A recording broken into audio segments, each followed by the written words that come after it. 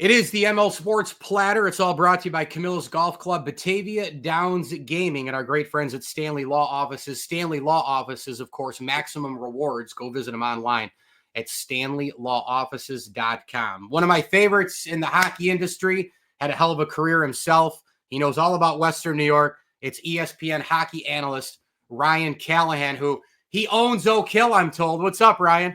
What's going on? I don't think anybody owns that course, but I enjoy playing it. No doubt. Well, I worked with you last time I saw you. It was in Buffalo, and Ryan, I'm out of words with this club. I mean, as we record this, they've lost 1 million games in a row. It's at 11 now. You know, Terry Pegula says we're good. Kevin Adams, you're fine. Lindy Ruff, you're fine. We're not going to make changes in season. They usually don't.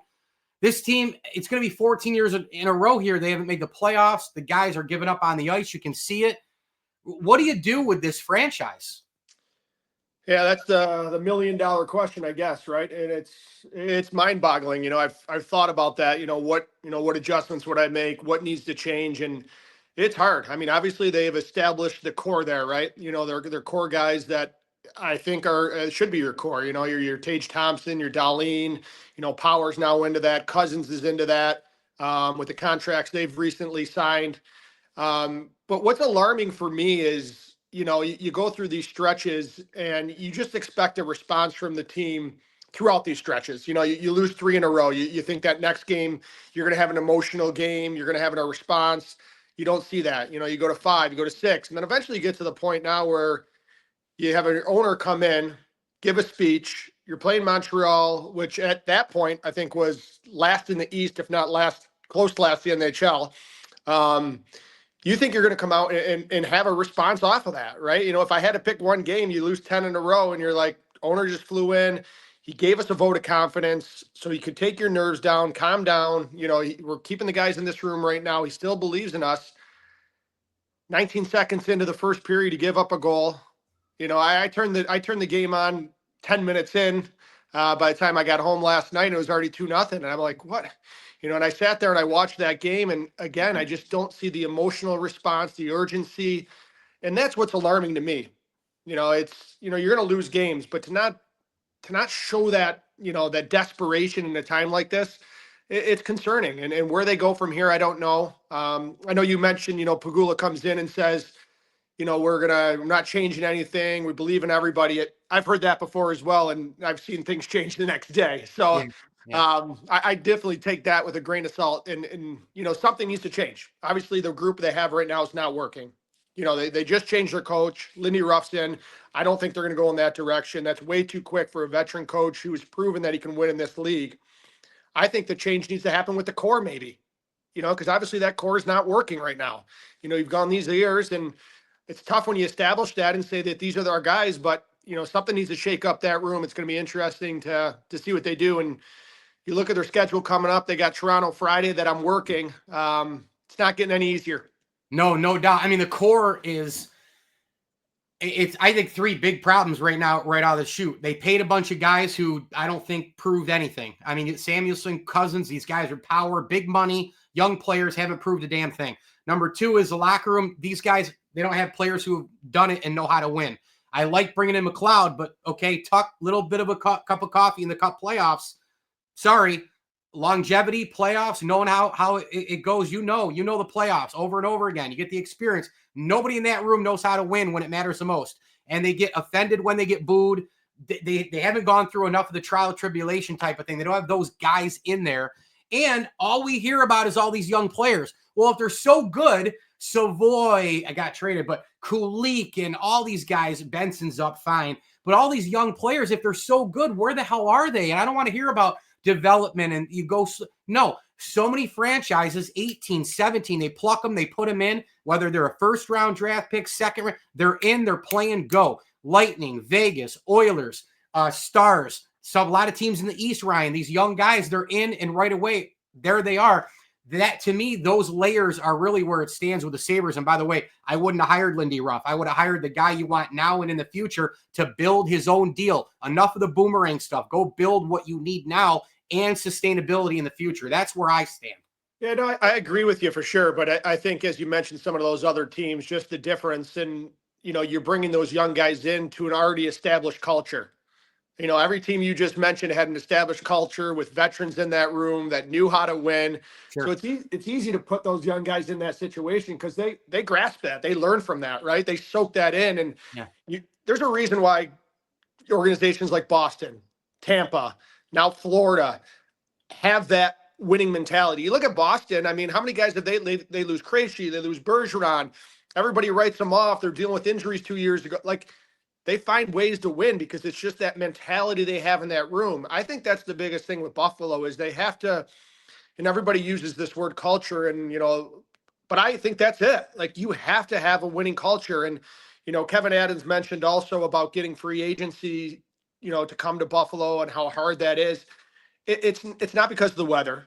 It's not because of palm trees. It's because you don't have that winning culture established. That's Look right. at Winnipeg. Do you think there's palm trees in Winnipeg? Yeah. No. Look at that. But they're a team that's built to win. So guys want to go there. Guys go to Edmonton because they have McDavid and Draisaitl. They got a chance to win. So I think that's where it needs to start. And how that happens, I don't know. If I did, I would be, hockey president ops of the Buffalo Sabres. I don't know what that answer is, but I think that's where it needs to change is, the culture around there. And you bring these guys into an environment where you keep losing, they don't learn how to win, and that gets contagious. And then all of a sudden you get complacent with losing because that's all you've done and that's what you expect to happen. So that's where it needs to change for me. And don't get me wrong. Like, I mentioned some of these guys in the core, they're good players. Like, these guys are Tage Thompson's a superstar. He's a good player in this league. Cousins, I love. Like, I love his game, two-way game. He's not going to light up points for you, but, he could do everything under the sun. Dahlin's a star. I think Power's going through some tough times right now as a young defenseman. I know I agree with you, but that's how the league is going, is when they're paying these guys now, right? That's how it is. Like, I'm with you. I agree.